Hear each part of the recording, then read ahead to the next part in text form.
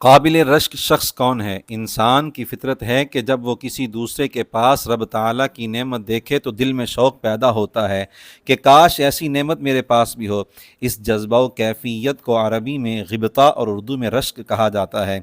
رشک کبھی اچھا ہوتا ہے اور کبھی برا۔ اگر وہ نعمت اور صاحب نعمت واقعی قابل رشک ہوں تو یہ کیفیت اچھی چیز ہے، لیکن اگر وہ نعمت والا دینی اعتبار سے قابل رشک نہیں تو یہ جذبہ برا ہے اور بعض اوقات کئی خرابیوں کا سبب بن جاتا ہے۔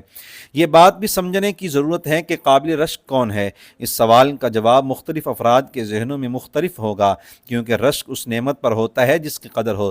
جب نعمتوں کی قدر کے حوالے سے سوچ مختلف ہے تو قابل رشک ہونے کا معیار بھی مختلف ہوگا۔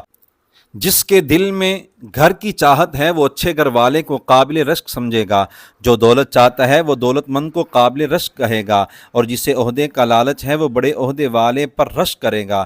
کیا ہی اچھا ہو کہ ہم مخلوق میں سب سے بڑے عالم، سب سے بڑے دانا، سب سے بڑے سچے اور سب سے بڑے خیر خواہ جناب رسول اللہ صلی اللہ علیہ وآلہ وسلم کے ارشاد مبارک سے رہنمائی حاصل کر لیں کہ حقیقت میں قابل رشک کون ہے۔ صاحب نالین و وسادہ سیدنا عبداللہ بن مسعود رضی اللہ تعالیٰ عنہ سے مروی ارشاد نبوی کا مفہوم ہے قابل رشک افراد فقط دو ہی ہیں۔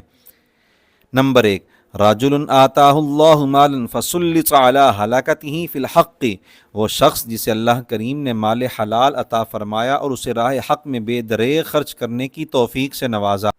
نمبر 2، ورجل آتاہ اللہ الحکمت فہو یقضی بہا ویعلمہا، وہ شخص جسے اللہ تعالیٰ نے حکمت یعنی علم دین سے نوازا، چنانچہ وہ اس کے مطابق عمل اور فیصلے کرتا ہے اور اسے دوسروں کو سکھاتا ہے۔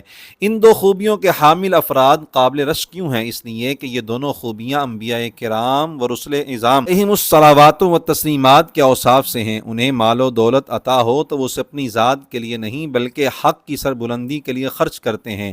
نیز علم دین کا فروغ اور عدل و انصاف کا قیام ان کا اولین مقصد ہوتا ہے، لہٰذا علم پر عمل کرتے ہوئے اسے فروغ دینے والا اور راہ حق میں مال حلال خرچ کرنے والا دونوں ہی انبیاء کرام علیہم السلام کے راستے پر چل رہے ہیں، اس لیے یہ دونوں قابل رشک ہیں۔ صرف یہ نہیں کہ رحمت عالم صلی اللہ علیہ وآلہ وسلم نے ان دو افراد کو قابل رشک قرار دیا، بلکہ منحصر فرمایا کہ فقط یہی دو افراد اس قابل ہیں کہ ان پر رشک کیا جائے، اور یہ بات بھی واضح ہے کہ رسول اللہ صلی اللہ علیہ وآلہ وسلم نے ان قابل رشک افراد کا تذکرہ فرما کر ہمیں یہ شوق اور رغبت دلائی کہ ہم بھی ان جیسا بننے کی بھرپور کوشش کریں۔